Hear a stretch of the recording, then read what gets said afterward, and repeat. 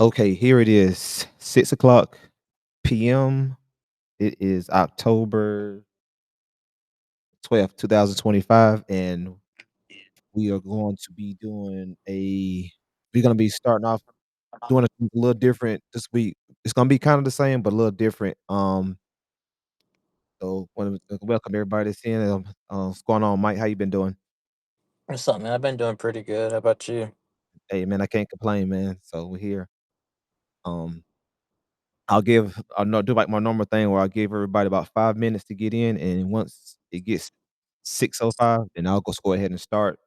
The main thing I'm gonna be doing is going over have these it's a mastermind today of just different scenarios of financial intelligence inside the business. It's one thing that people don't really pay attention to, or they kind of wing it and they just kind of assume. But when you know your numbers, you know, like, or, if you can tell the intelligence of your financial numbers of the business, you can kind of tell where direction your business is going, and if you can be able to survive, and if you should scale, or if you should, close or whatever. So that's what this call is going to be about, and I'll break down a bunch of different like examples, and I have like three made up characters that I have that we're gonna give examples of to kind of make the idea come to life. So yeah, man.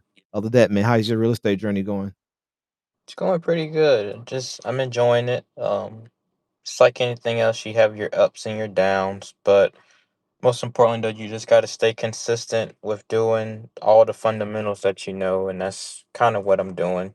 And I also spoke with the guy who you referred me to, and that conversation went good.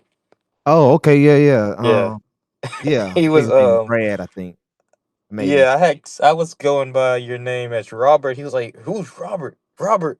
He was like, "Such and such." I Yeah, said, "No." I they know said, me as "Tyrone." Tyrone, yeah. Yeah, he said, Yeah, yeah, "Oh yeah." So, yeah, yeah, yeah, so yeah, yeah. So what was he saying about the property though that he so he's interested in selling it. I told him, I said, I just got to get like my lending because some stuff that came up with my lending. But it's nothing like major. So I told him, but besides that, I mean, the property looked nice. I haven't got to walk it. I was supposed to walk it, but I had an emergency come up last week, and so I wasn't able to, but I just let him know. But he sent me pictures of it, and it's Yeah, literally like 10 minutes from where I work. And so I told him, like, it's in a good area and everything, and the price that he's asking for it, he said he's just wanting to get out so him and his wife can get something else. So I yeah. said, well, if stuff on my end can hurry up and start moving, I said, and if it's still on the market, then I said I'd be more than happy to put an offer in on it and see, because I think like the cheapest something sold over there is like 195, which is good still. So.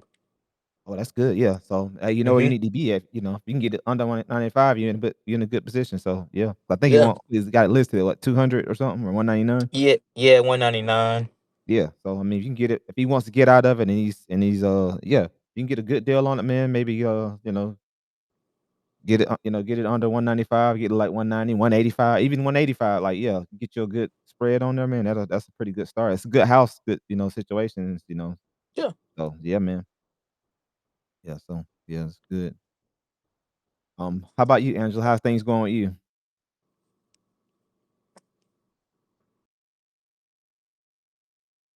Maybe on mute, not sure. Yeah, she might be on mute. But anyway, Angela, you still there? Hey, Hey, how are things with you? um, it's going all right. Oh, okay. Mm-hmm. Yeah, that's cool. You got a birthday coming up, right? Yep. Yeah, so happy early birthday, I guess. Thank you.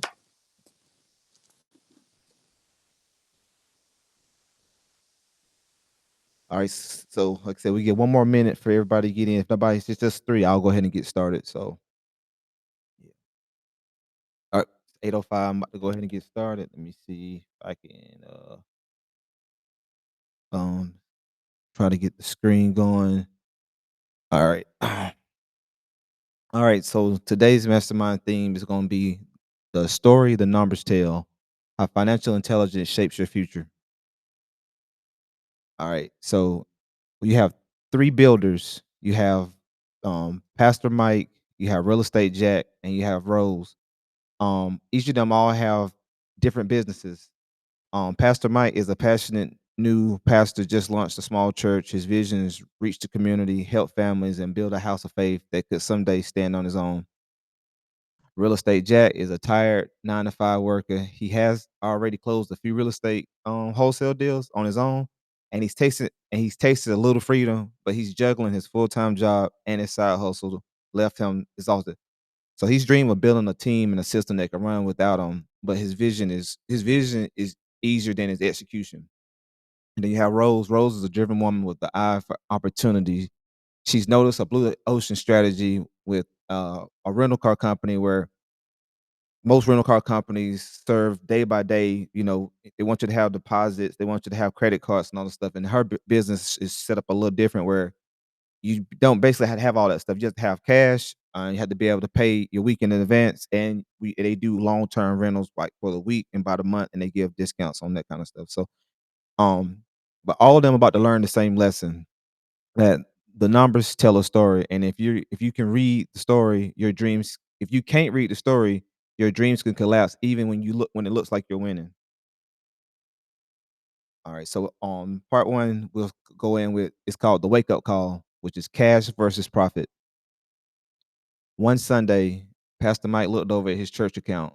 Donations was up, attendance was growing, but the account was nearly empty. The next week, payroll came due, and there wasn't enough to pay the worship team. Confused, he said, "But the church is growing. How can we be broke?" Real estate Jet felt the same way. He closed 2 deals last month, and his profit and loss showed profit, yet his personal bank account was dry. Rose feeling the same way as well. Cars all booked, but cash was tied up in maintenance and insurance payments. That's when they each learned the first truth of financial intelligence. Profit is an opinion, cash is a fact. Profit is an opinion, cash is a fact.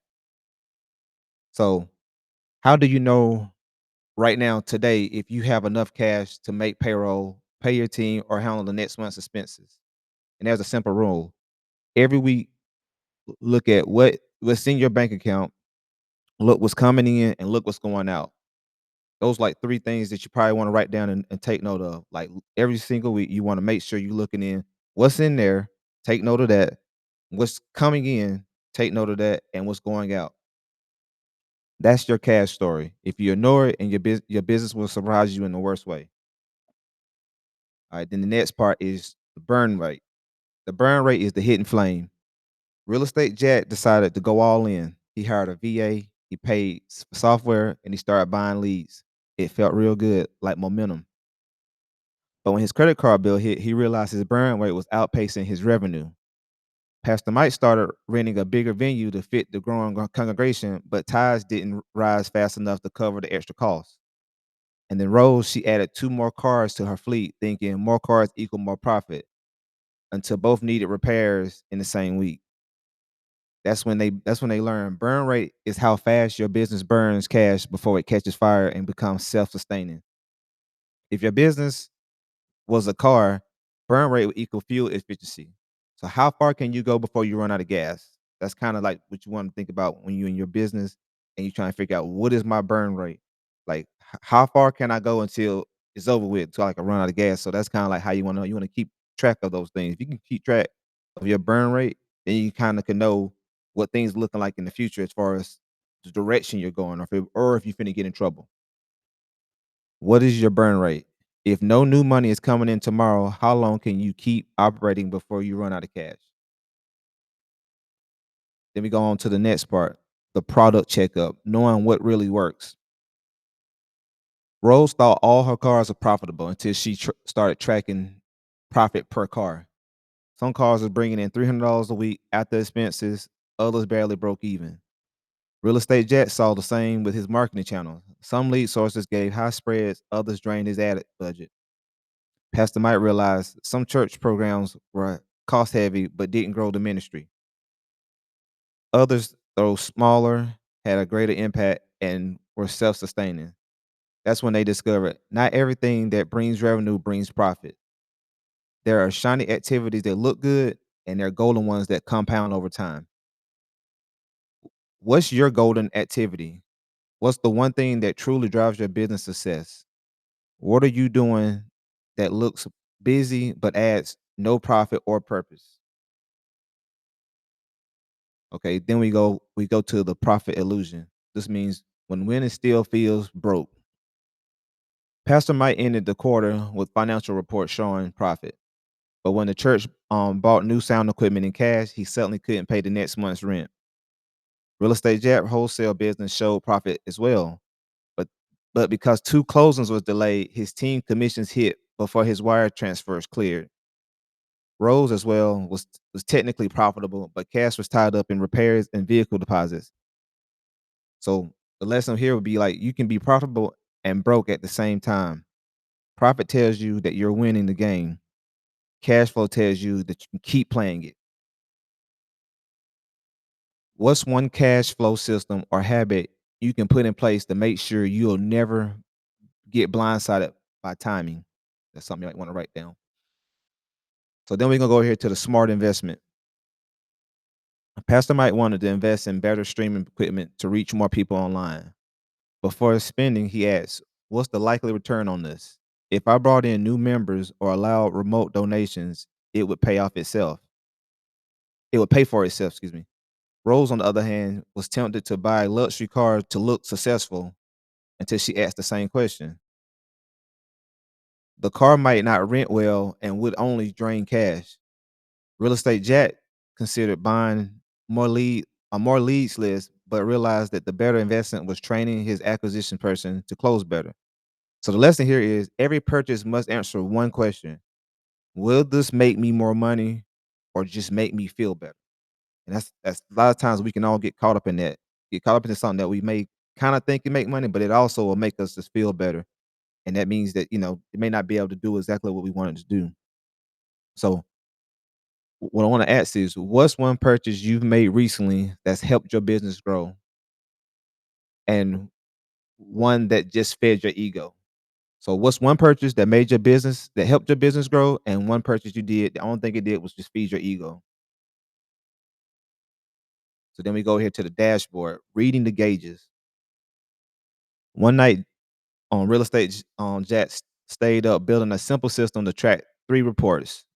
P&L, which means profit and loss. This shows if your business is making money. We call this the speed thermometer. The balance sheet. This shows what your business owns and owes. This is the fuel gauge.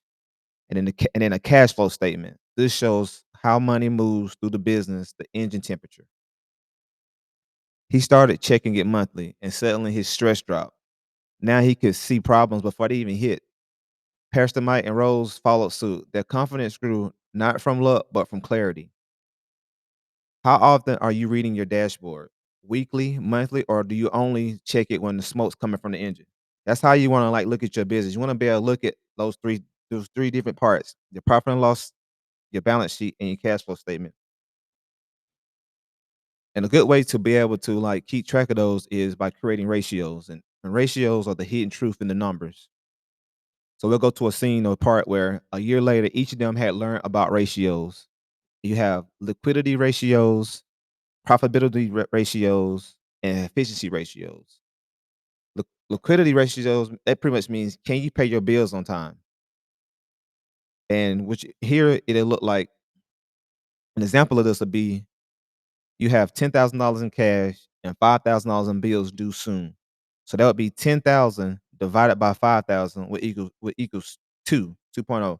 That's your ratio. Your ratio is 2.0, which means for every $2, that means for every $2, $1 you owe.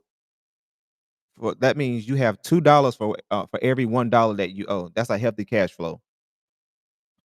Profitability ratio is how much do you keep from every dollar earned. So the profit margin is, are we making money? And the ratio formula for this would be your net profit divided by your total revenue. So an example of this would be you made $4,000 in profit on $10,000 revenue. So you go 4,000 divided by 10,000. That equals 0.4, which equals a 40% profit margin. Higher is better. It means you're keeping more of what you've earned. Efficiency ratio is pretty much showing how well are your assets working for you. Um, Are you using your assets wisely? The formula for this would be revenue divided by total assets. So, example of this would be you have $50,000 in revenue with $25,000 in assets. So here again, you would go 50,000 divided by 25,000. That's 2.0. That means every $1 of assets generated $2 in revenue. That efficiency is in action. So Pastor Mike learned that if his church profit margins, which is leftover funds, was too high, it might mean he wasn't reinvesting enough in outreach. Real estate Jack saw that his profit margins were strong but not scaling. It means he needs better efficiencies. And Rose discovered that one of her cars generated twice the return on investments of another. So she replaced the underperformer. So with all of this, they all learned that ratios reveal health. They don't lie. If you learn to read them, you can steer your future. Numbers tell stories, but ratios tell truth about those stories. Don't let the mouth scare you. These are just checkpoints on your journey. You want to track these monthly, and you always want to know if your business is healthy, healthy, struggling, or ready to scale. Those are all the things that kind of tell you if your business is ready to grow, if it's stagnant, or if it's dying. And all those by keeping track of all those ratios, those numbers can keep you on track for all of those things just by paying attention to it more than you do. So however long, so whenever you do now, just double up on it. Like if you only track once a week, start tracking twice a week, and track monthly, track weekly, track all the time. Always know your numbers. You want to be able to somebody asks you about your business, you want to be able to know every post that the business is going if it's that important to you. Okay, so here we go. The transformation. A year later, yeah, Pastor Mike's church had a year's worth of operating reserves, and it was expanding outreach program. Real estate Jack quit his job. His wholesale team runs on systems, and he finally felt free. Rose scaled her rental fleet with cash flow discipline. She no longer chased growth; she built wealth. They all realized something powerful. Financial intelligence isn't about math; it's about mastery. It's about knowing where your money is going, what it's doing for you, and how to make it multiply with purpose. So we have a couple questions like for you guys with this. Which of the three, Pastor Mike, Real Estate Jet, or Rose, do you feel most like right now in your journey? Y'all had to like get compare, I guess. Which we feel most likely. Can anybody compare to any of those different scenarios?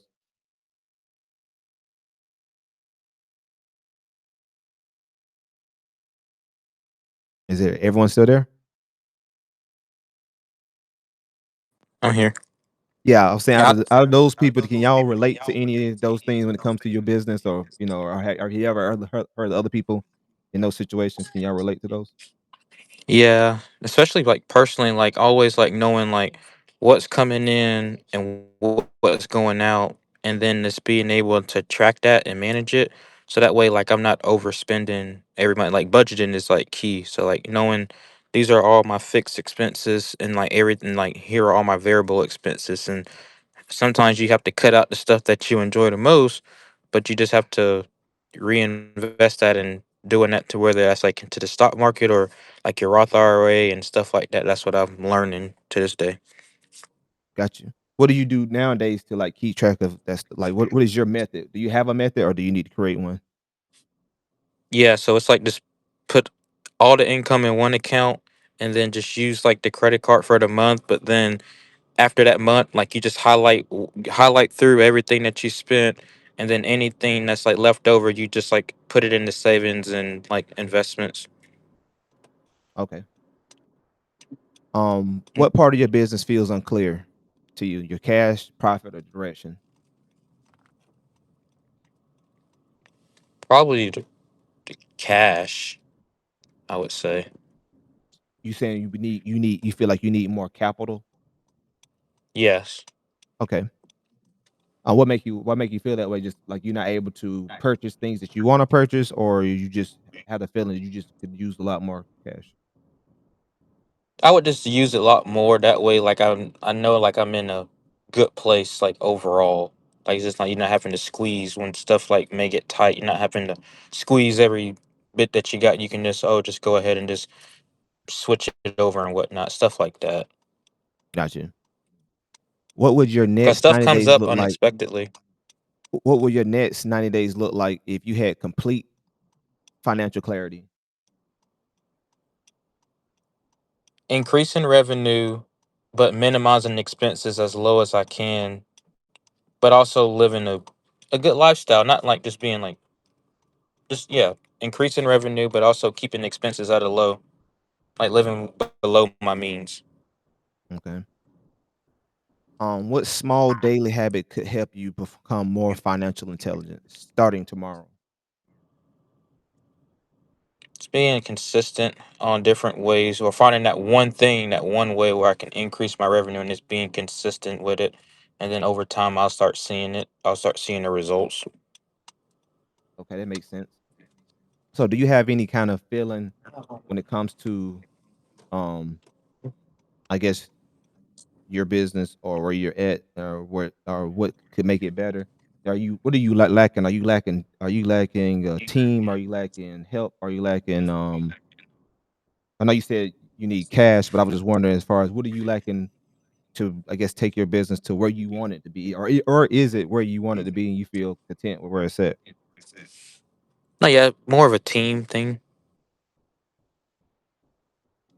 Are you better at giving orders, or you feel like are you better like a person that, I guess, not necessarily take orders, but do you feel okay with being the bad guy pretty much?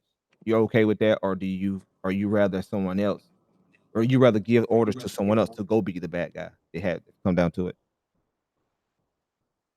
I don't mind giving them. It's just making sure that everything just goes through. That's the biggest thing. Gotcha. What about getting rid of dead weight? What if you had like somebody that you was like, you know, cool with, somebody that was like part of your team that y'all are like, good buddies, maybe from the church or maybe from school or something like that, or that you They just got to go. really cool with, but they're not performing, and you gotta, They got to cut go. the throat, get rid of them. Are you okay with that? Yeah. Or so you would have no problem with that? It wouldn't even make you feel you wouldn't even have no kind of emotions as far as cutting someone's throat that's like your guy. Uh, I extend grace to them, but after after like strike three, they got to go. So that means you'll give someone strike then, but you wouldn't just cut them off on strike one. Because No, sometimes no. people do that, like, they don't wanna get rid of the cousin or the uncle or the person they've known for years because, they have too much relationship, so it's like a thing, and there's nothing wrong with, like, admitting to that sometimes, it just could be like that, but if someone's not performing and they're the one that's dragging the company behind, if you have especially if you have other team members, that one person that you can't get rid of will cause the people that you can't get rid of that you need to leave, and that could be a problem in itself. So, yeah. Yeah, what about anybody else? Anybody else got anything? I just wanting to go over this, financial intelligence thing that I've been studying and I've been working on, past couple of days. So, and I'll probably be going through this for the next couple of weeks, different scenarios of what I've learned and what I'm start trying to work on. Like this one thing that I'm working on right now in my own business, as far as like just being able to get those KPIs, those key performance indicators, and being able to keep track of them. Because with your business, you want to be able to like stand in front of anyone, just like they do on Shark Tank. You ever seen people go on Shark Tank and they're talking about their business and they get up there and they don't know their numbers, or they don't know, or they start starting about what's going on in their business. Those sharks will say no off the rip because they don't want to do any kind of business with somebody that don't even know their own business. But if you get up there and you know your stuff and you can confidently tell them what you know that your company is going just based off of the calculations you've done, they're more willing to, do a deal with you. So that's one thing I want to be able to perfect. I want to be able to like know every angle, every temperature, everything of the business. That's like that one part that was mentioned earlier when we was talking about the speed thermometer, the fuel gauge, and the got the other part. But I thought that was pretty cool because when you look at it, let me go back to it real quick. Yeah, here it is, the dash. That's what they call it, the dashboard. Just like in a car, in a car you got your dashboard, you got your gauges and all that stuff. That's the same way you wanna look at your business. You wanna look at your business, like I said, the profit and loss statement is what shows if your business is making money. That means it shows like it's like a speed thermometer. If it's if you're running and you're going, you're doing 60 in 4 seconds, you're doing 100 miles per hour. It's showing that that's the money that's coming in. That's kind of how you have to look at that. Your balance sheet is showing how far you can actually make it because that's like the fuel tank. That's like you're looking at your fuel gauge. Your fuel light come on. That means is you burning money and you getting ready to run out of gas soon. You need to figure out how to be able to put more gas in the car. So that's where the balance sheet comes in at by paying attention to that shows like what the business owns and what the business owes. Then you have the cash flow statement that shows how the money moves through the business. That's your engine temperature. If the business start running hot, that means that you might be in trouble and your car may start smoking. But if you're looking at that temperature gauge and the temperature is balanced, then you're pretty much good. And that's the cash flow statement, being able to know that your business is healthy. A lot of times we get into business and we just want to get in, make the money, make the money, make the money, and then hope nothing ever goes wrong. That's not business. In business, things are always going to go wrong all the time. And when you can go ahead and prepare for that, it makes things a lot better when they happen because you prepare, especially when you can afford to take care of the problem.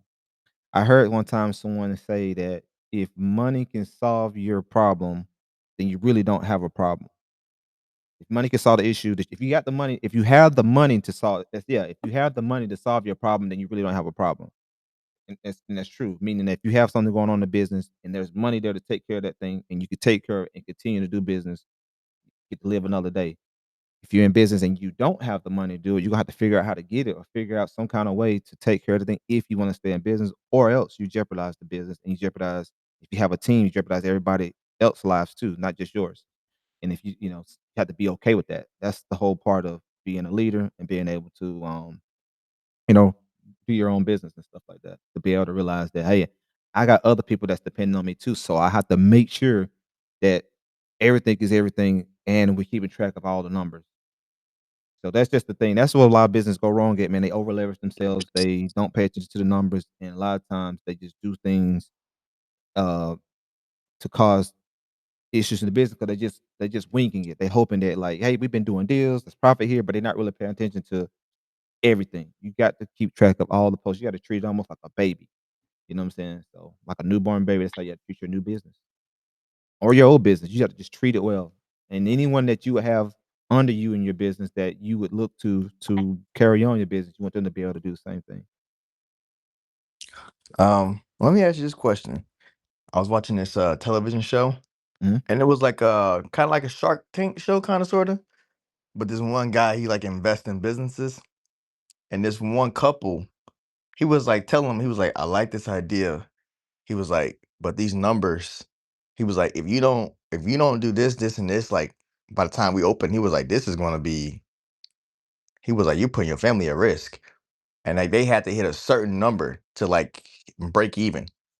Um, and he was telling him, he was like, don't do it. He was like, don't put your family at risk. He was like, if I was you, I just wouldn't do it. And then a wife looked at him, and I guess her mom who died, that's her why. And she was like, my mom told me this before she died. And she says, I want you to know I'm doing this with or without you. I'm taking that leap of faith. I got to do it. I do not have a choice. So, how do you make that consumption of, okay, this is my calling and I have to do it, but also too is like, I'm gonna do it, but Lord have mercy, this thing go left. It go real bad. That's the thing. The person can do things on faith and all this stuff, right? And it could work out, but the numbers don't lie. If your numbers are telling you what's going on and you roll the dice, you're just gambling at that point. And if it works, it works. It's just like we can go to Vegas and we can be on the crowd table and we can roll the dice and we can pray about it and do all that stuff and have faith that this is gonna work. And then it works, right? And then you can be like, make it seem like that's what happened. You just got lucky. It, but it's the same thing in business, and like numbers don't lie in business. It tells you what's going on. And if you want to risk more by going all in and doing that, that's just what you have to be able to. You have to be able to understand what you're doing. If you're okay, that's the thing.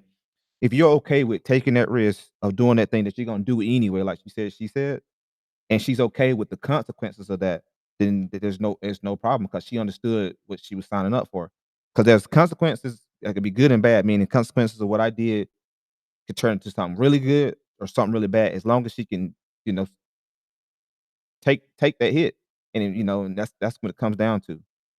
That's how Mhm. you look at it. Look at it like what is your risk tolerance? What are you willing to risk?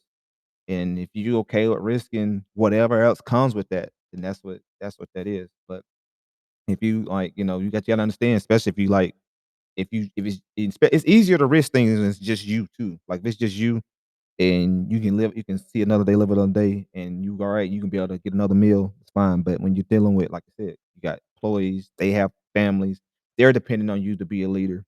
They're depending on you to make sure that, we came to work at your company.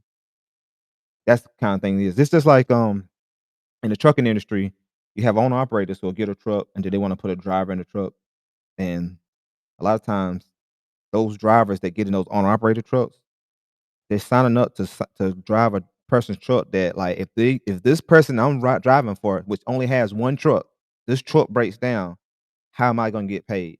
Most of the time, you're not gonna get paid. A lot of times, they don't talk about that. You're like, "Hey, what?" 'Cause that's one thing, when every time somebody wants to drive trucks for somebody, they need to ask that person they finna drive for, "Hey, what happens when this truck break down with you only having 1 truck?" Like, when your truck break down, that means I don't get paid either. So I understand that I'm not working because your truck is tore up, but, like, that doesn't happen at the big companies. You know what happens at those big companies that have company drivers?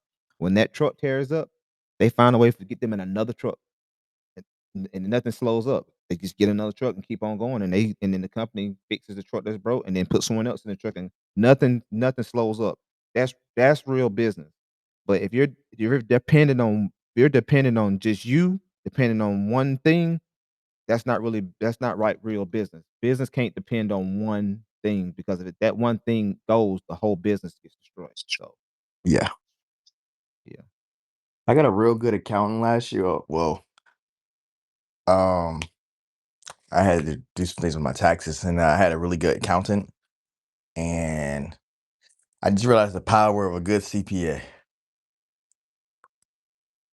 I'm sorry, you say that part again about the I CPA? just realized I got the power of like of a really good accountant, Mhm. like somebody to build a person, like somebody that you're not sending your tax forms to, and then you're saying, and then y'all don't talk, like somebody you having an actual relationship with, and they're explaining to you why they were doing certain things. Yes. Right, meaning somebody that's kinda like a tax strategist. Correct. A Yeah. tax strategist. Yeah. Yeah, yeah. It's always powerful when you have one of those, 'cause that person deserves more business than the person that's just gonna do your tax. Now, if you don't have anything going on, and you just work the job, and you can just take your stuff down to H&R Block, I mean, doesn't mean it matter you don't have anything going on.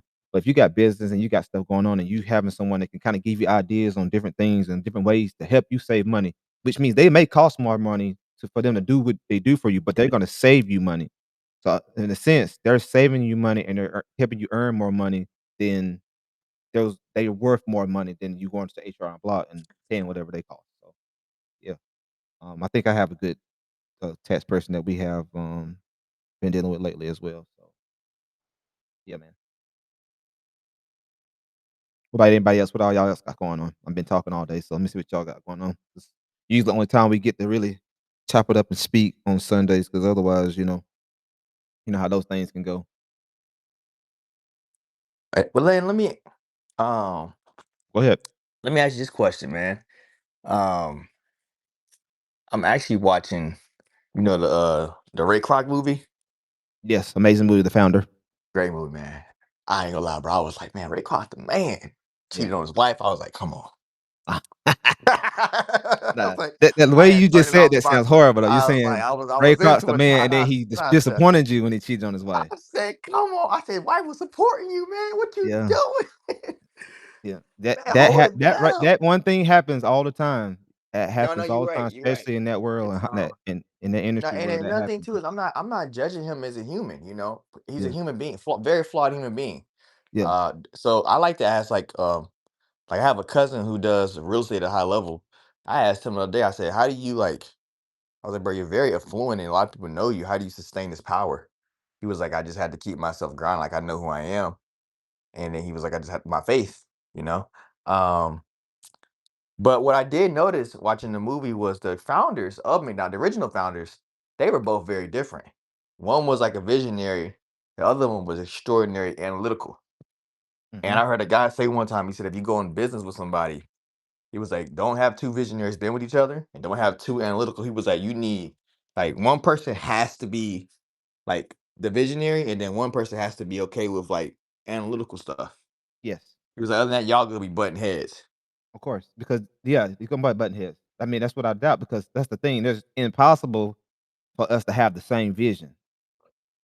There's no way 2 people have the exact same vision A to Z. You get what I'm saying? So you going into this thing, me and Ali finna go into this business. I see the business a certain way. I at least see the business a certain way. This has happened to me before where I had a vision of doing a car show because I'm into cars and stuff. So I had a vision of doing a car show, and I had people coming at me wanting to help me with my car show. They were cool people that was in the car world, but our vision wasn't the same. Like this one dude, he was like, "Man, you know, just have like a wet t-shirt concert, a contest, and all this stuff." And I was like, "No." From that point on, I ain't talked to no one else about my car show but me. You know what I mean? Me and Angela, that was pretty much it. It was just like, this is what we're doing, and this is the way I see it. And I couldn't have anybody else in my mix trying to give me ideas that what they think. And don't get me wrong, what people were saying could have brought in more money and brought in more people, but that's not the kind of for one, that's not the kind of person I am, and two, that's not the kind of brand I was trying to build. But we had two different kind of visions. And as I said, this person was a super cool guy. Matter of fact, it's the same guy that Mike, the guy you was talking about the house. He's the dude that wanted me to have a wet t-shirt a contest. And I was like, nah, that ain't finna happen. You know what I'm saying? So, you know what I'm saying? But cool dude, man. He just in his mind, he's just thinking about other car shows that, he's been to that, probably had a lot of people and they thought that was cool. But I felt like I couldn't have my name on nothing like that. And like you said, you can't really go into like business and you and the person having this y'all have vision. And neither one of y'all are like integrator. Like y'all, none of y'all want to work on operations. They just want to keep sitting around thinking about what we can be doing, right? Who's gonna be doing it though? Who's gonna put it together? Y'all both sitting around strategizing on what to do. We need to be able to have that one that has a vision of can draw the picture of what this need to look like. And then we had to figure, oh, okay, I'm gonna go get that done. You know, you know what I'm saying? So that's I definitely can relate to that, man. So what do you guys think y'all more so? Are y'all more visionaries or y'all feel like y'all more integrators?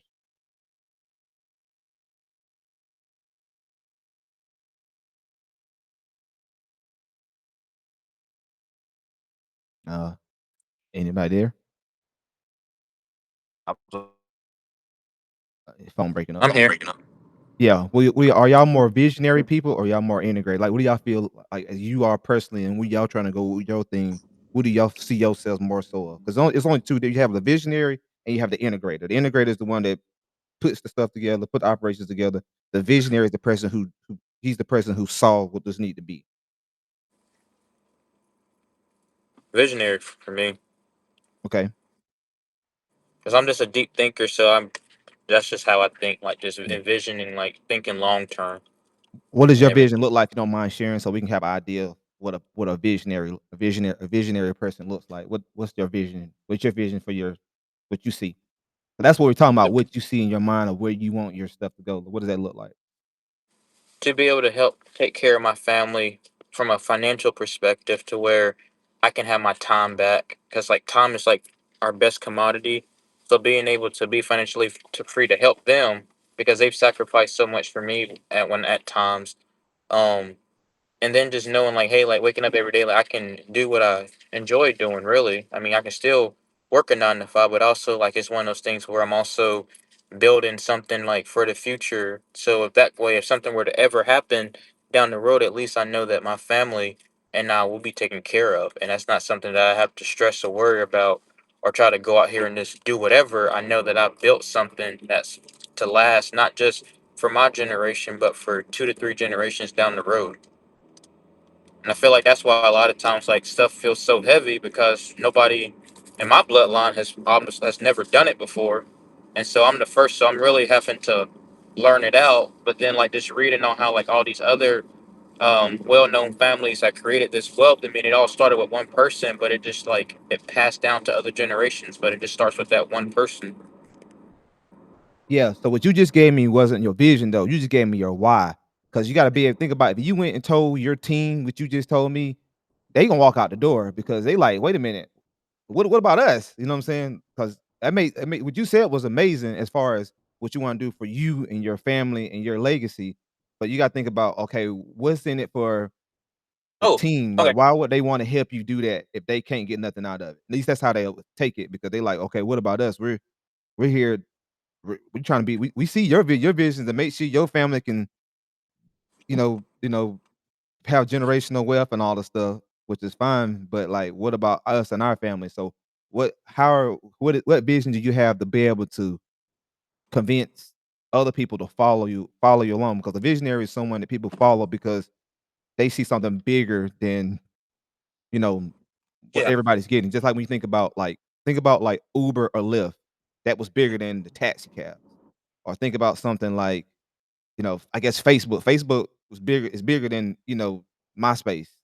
When you Mhm. start thinking about these different things are bigger than AIM, like, it's just when you start thinking about the personal computer, that's bigger than not having a personal computer, having to go to a library or having to go to or not even being able to get near a computer, like or even the iPhone iPhone having a smartphone is way different than the flip phone. It's just like it's bigger than, what I mean, we can talk on this thing, we get on our emails, we can just about do every single thing with this. This is how this little powerful thing is crazy.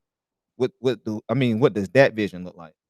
So that vision looks like for like anybody who was like whether they were in my shoes or may not be the case, like putting them in positions to where like, hey, like I want to teach you like, okay, this is how you start a business. This is how you invest. Like this is how have like different like family functions to where it's like, hey, like once a quarter, like or once a month, like we're all going to like rent out like an amusement park or rent something out small where everybody can just bring their family together. Like when it comes to like working as a team, like each department, like we just get together like once a month and have like different like team lunches to we pick like one spot and we don't have to talk about business. We can, but we just really just like check in and see how each other go and then like also like once a week just having like different calls just to check in like to see if everybody's good. That way it's good synergy, it's good retention. If it's like an office space, just doing like different events like across the office to where it's like very culture focused to where it's like like bringing like donuts one day for National Donut Day, bringing cookies or whatnot, stuff like that. And then like from a servant perspective, just like going out into the community and partnering with like small and local like organizations where whether it's like Meals on Wheels or different stuff like that so they can understand like the principle of serving because that really boils down to like who like my company would be as a whole. It's just like serving and it's just helping others and different stuff like that. Okay. What about you, Ali? What's your vision look like? I know you got a big vision. Let me see hear yours. Yeah, and then what like um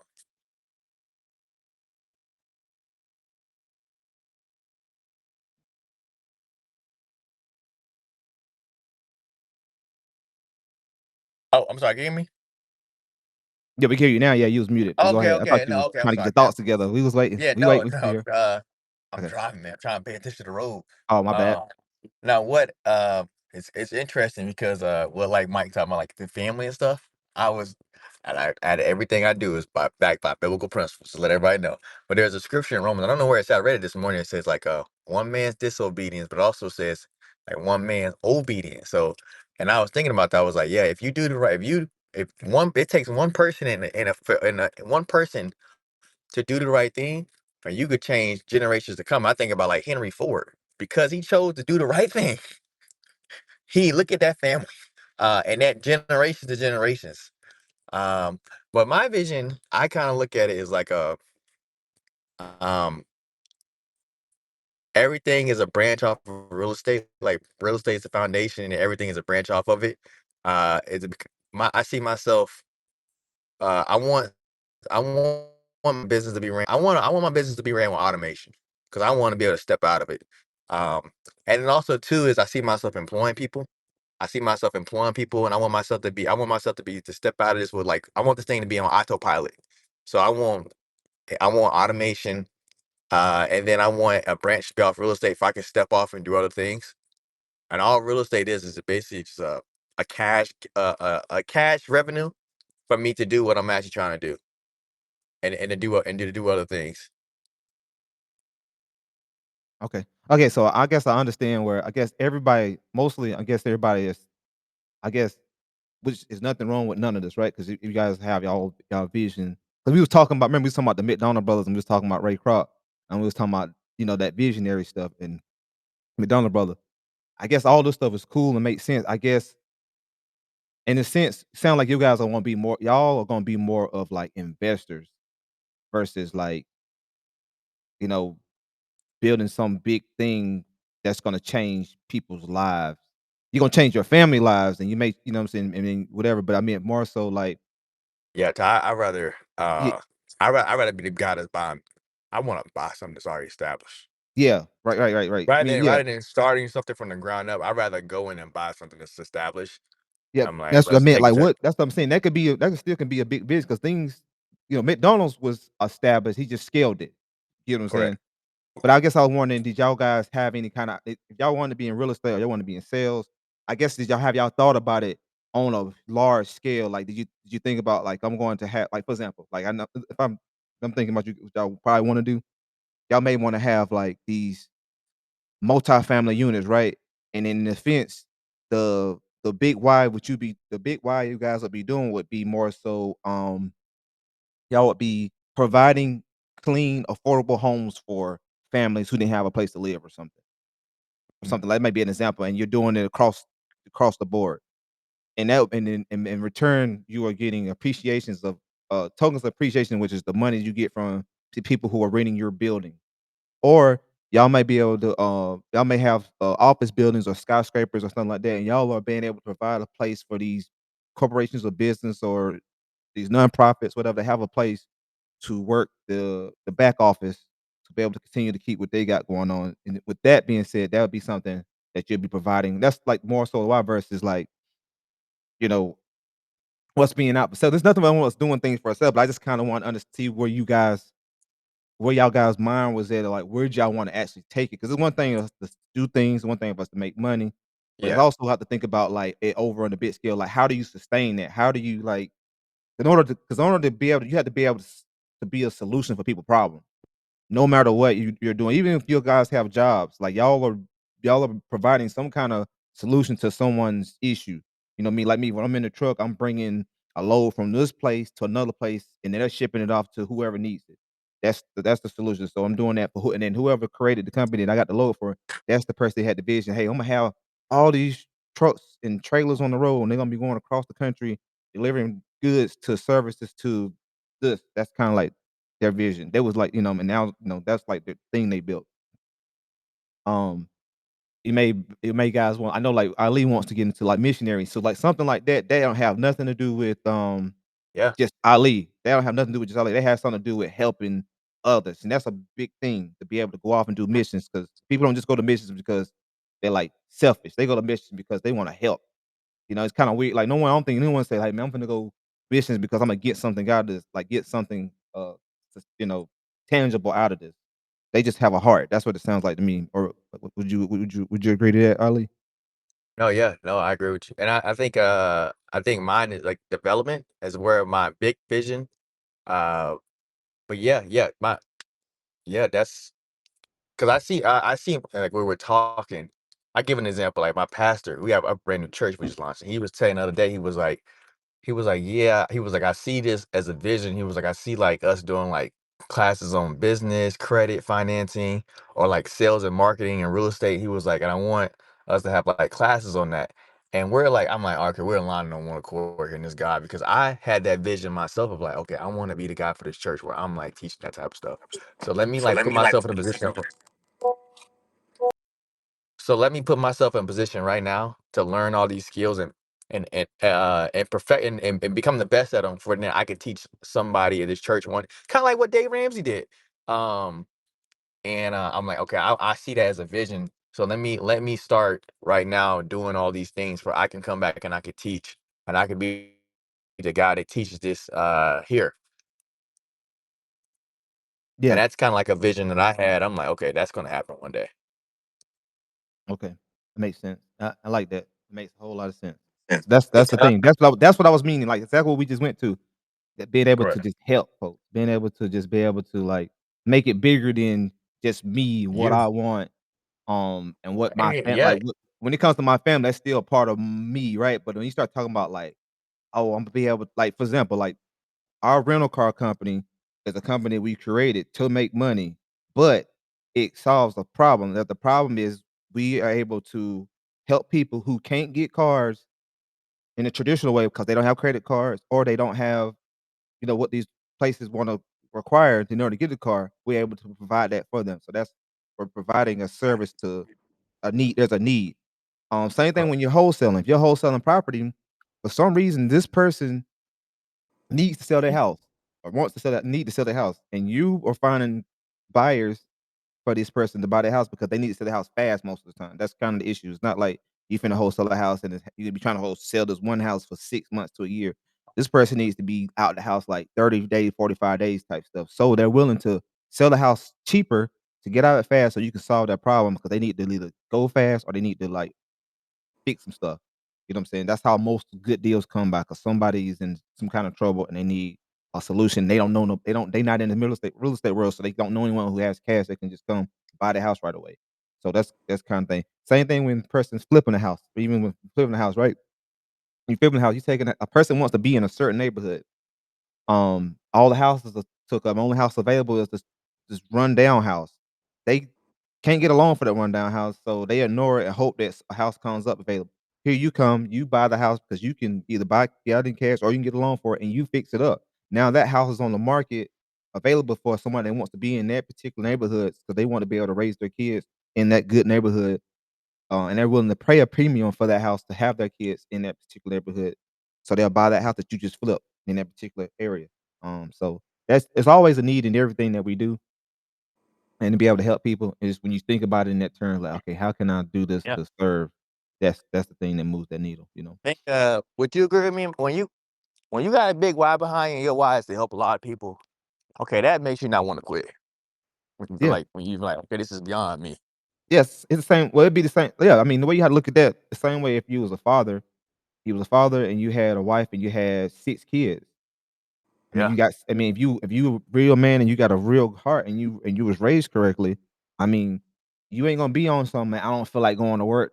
Imma just take a week off. I don't feel like going to work," and then let the bills pile up. You gonna sit there and see Yeah. your kids starving, like, you know what I mean? My kids are starving and I don't feel like going to work. Like, you gonna have the energy to do everything because in your mind, it's like, "I have people depending on me." That's the same way people who have bigger wives, like, they look at, like, okay, these people in I feel for these people in need. I feel like I hate what's going on with these people in this particular area. I hate the way they're getting treated. I wanna find something. I wanna create something that changes that. I figure out how to up my resources, up my capital. Now I wanna be able to you put it to good use to be able to help those people, and I don't even have to get credit for it. I just wanna make sure those people straight over there, and that's kinda like where you get those wise versus like, "Man, I just wanna go get a new watch.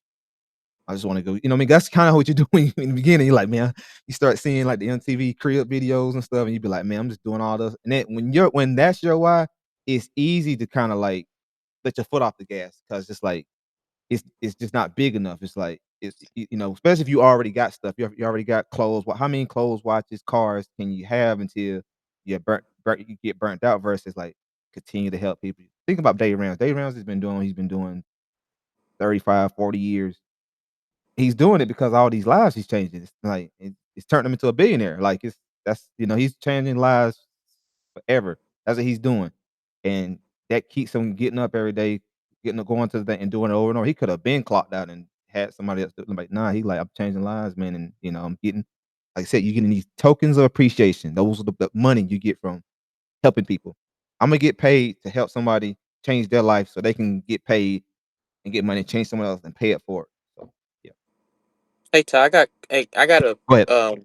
so one of the things, and you guys are the first people to know this. So I know I had mentioned to y'all that I Excuse me. was doing property management soon, and so one of the things that I wanted to incorporate in my Like property corporate management firm, or leasing. uh, leasing residential. So I'm actually like in school right now for it. Oh wow. Mhm. So once I do get it and I get my PMIC, and I open up my firm, one of the resources that I was wanting to do, and this probably would be like a visionary, is to like help people with their credit. So like reporting like their credit to the credit bureau, so that way, my goal is for them not to always have to rent, for them to become like first time home buyers. But you got to start somewhere. So like having like a resource center to where, hey, like once they sign a lease with us, like this booklet includes all emergencies like to local fire departments, correctional offices, stuff like that, and then like different like food pantries and different resources like that. Because a lot of times, like I'm meeting people and it's like on the outside they look fine, but on the inside they're dealing with so much. So having a property management company that differentiates ourselves from all of like the local ones, I feel like would be like a great like vision wise. I feel like Okay, nice. Okay, that's what's up. I mean, that's what's up. I mean, I And, think Ali did some property management, a yeah, I while did. back, so Well, he I can tell you, probably there's actually, man, you could actually pay your rent and build your credit at the same time. There's a program. Mhm. I don't know what it's called, but you have to look it up. It's like it automatically takes the money out of your account and it's building your credit at the same time. Okay, Yeah, so you can like, pay rent and build credit. perfect. that's nice to yeah, help yeah, that's pretty cool. Um, I definitely I know we got our time is running. I definitely don't wanna leave anybody out. I know, we got Sean is in here. You had anything you want to put in if you want to? And then, I see Rick, he keep coming in and out, so if Rick come back, make sure that, he, I'll get to him too. So what's going on, Sean? Hey, what's going on, coach and the whole team? How's it going?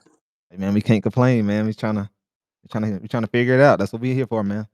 I hear you guys have great ideas, very ambitious ideas, and I'm just glad to kind of weigh in on a little bit of them. I think you guys were talking about, or you mentioned the visionary and something else. Integrator. Integrator, yeah. I think it's a balance. You have to have both. Um, I'm try not to have so big of a vision that I lose focus. So I'm a little bit of both. So the visionary for me, I want to be kind of like a opportunistic leader. Um, you know, and help people in whatever areas they need help with. Typically, most people need help with money, and that kind of branches off to housing, rent, car, those types of things. So they need someone to kind of hold their hand throughout the process, and it's great to kind of build a network that could be like, hey, you need a car, let me pass you over to coach.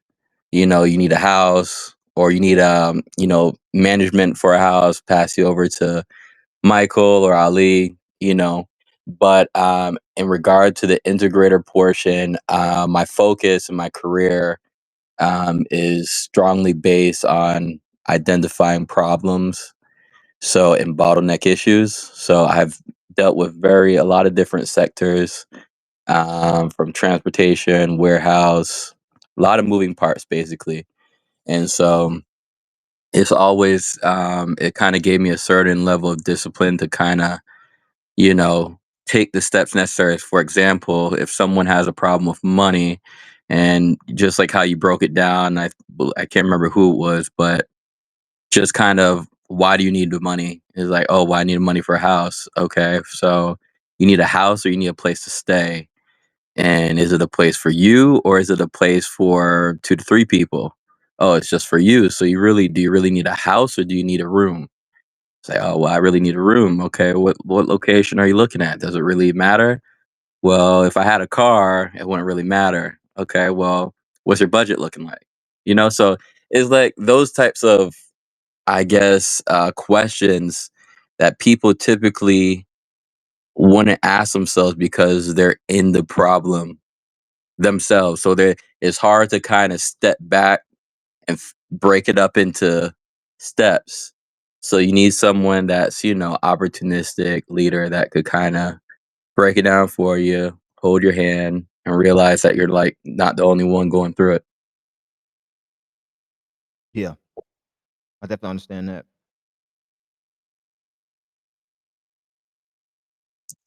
So most likely, so pretty much you want to be more so of a solution solver for people who have financial crisis, I guess. Yeah, I mean, yeah, not just. I guess everything runs off of money. I mean, love could be freaking turned upside down when you don't have the right money. You know what I mean? Marriages are tested, relationships are tested.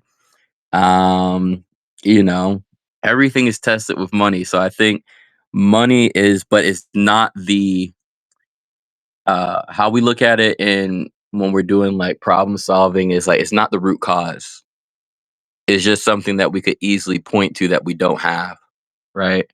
But if we were to have like another week or another month or another year of patience and meekness and love and cooperation between two people, you could reach that goal that could involve money. I speak to people who's like, oh man, we don't have money. I don't know how we're gonna make it to next year. I'm like, well, taxes are next year, right? You got like two children, you get this amount. They're not even thinking that way, right? Mhm. So just little stuff like that is ways that people could truly build wealth. And YouTube and social media has kind of propagated us into thinking of these quick solutions, but these quick solutions require money. But if you have a kind of opportunistic leader that's been there, done that, they look at what you have versus what you want to go get. So, my solution for Ali may be different than for Michael because Ali, I don't know, maybe a mechanic. Michael, maybe good with his hands in construction. So it's just about identifying people's strengths and helping them out of their problems, and that's the best, I think, way to deal with just about anything, any sector. Nice. Yeah, that makes sense. Hit it on the nail right there, man. Um, and I guess we've been on here for an hour, you guys. I know I want to keep you guys no longer than an hour. Want to ask you guys, do any of y'all guys work out? Do y'all like work out? Do y'all do any kind of fitness stuff, run, workout, or anything? I'm trying to get into the gym. Literally just I literally just run. walking in the gym right now.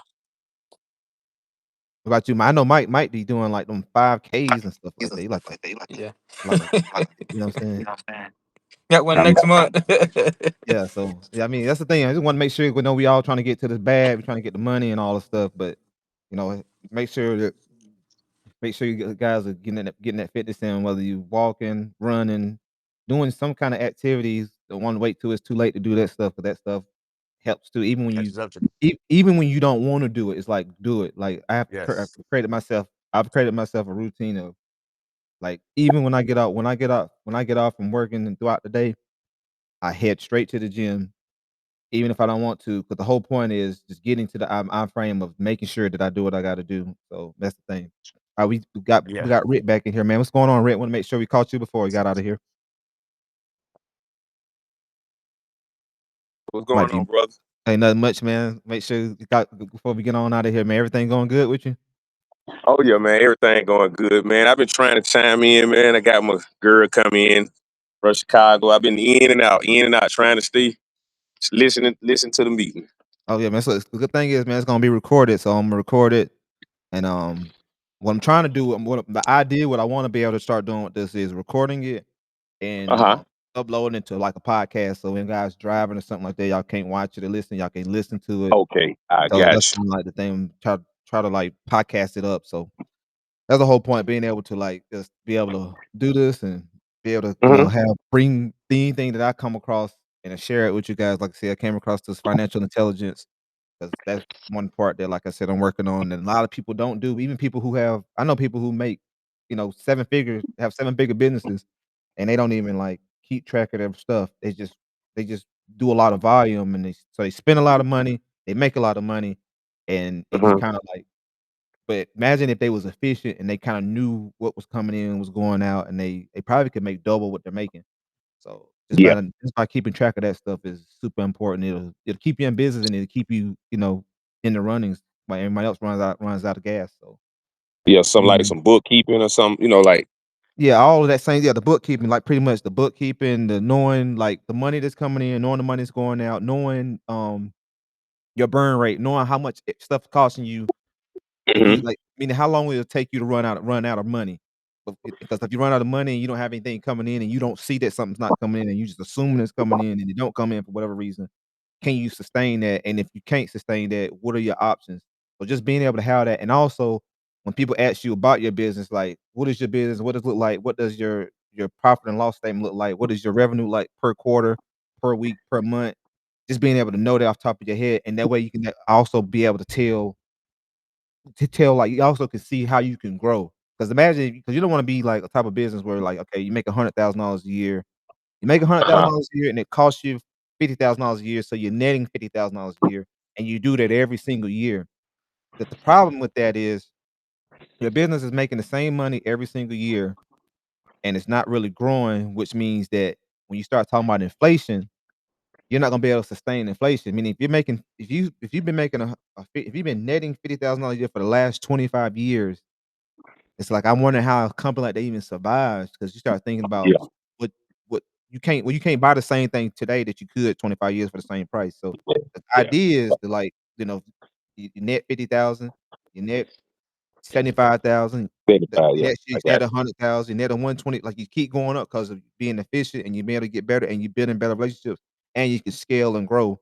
That's, like, the whole point of business. Then you're gonna have your down years, you have your up years, but the whole point is to be able to pay attention to everything Uh-huh. that you got going on. That way it helps you know, like, okay, I'm gonna go over here and I'm gonna add 2 more trucks because I have the reserves for that. I have reserves for when Mhm. something go wrong. I have the reserves for growth and scale. And you know what I mean, and nothing really changes. So having that kind of stuff going on, man, that's what it's really about. Yeah, yeah, yeah. Yep. Yep. Yeah, man. Sound like being organized and then a forward thinking to me, like, Yep, that's what it yep, is. yep, Being organized and yep, forward thinking. That's what it is, and that's the thing. And one thing, like I said, mostly we don't get to see a lot of that in our community. We see people with businesses, but we don't see people with organized businesses and like be like, "Oh, wow, they have a real structured, organized business." A lot of times that comes Mhm, from mhm. lack of knowledge. We're just doing it, winging it. I mean, see, That's that's it, the bro. first Winging it. winging it. But when you get to the point, you start getting organized and you know your stuff and you have your stuff written down and you have your documents. So that way, if something happens to you, you get hit by a bus, you get sick, you can't work, and you've taught somebody else how to do this, is in it, your business continues to grow and go without you. Because if your business relies only on you, then you don't really have a business. You just own your job. And when you go out, the business goes out too. So we want to be able to have stuff Okay. set up to your business can run with or Or either without. turn your job, like, kinda like get to the point where you can turn it into a business.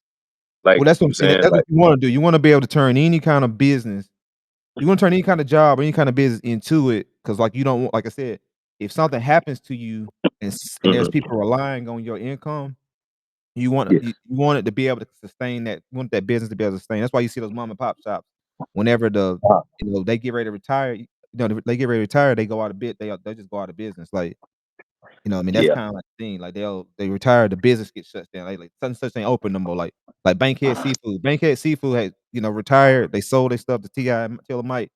T.I. and Killer yeah, Mike didn't do the same thing they did, so it shut down. It's been shut down for a year now.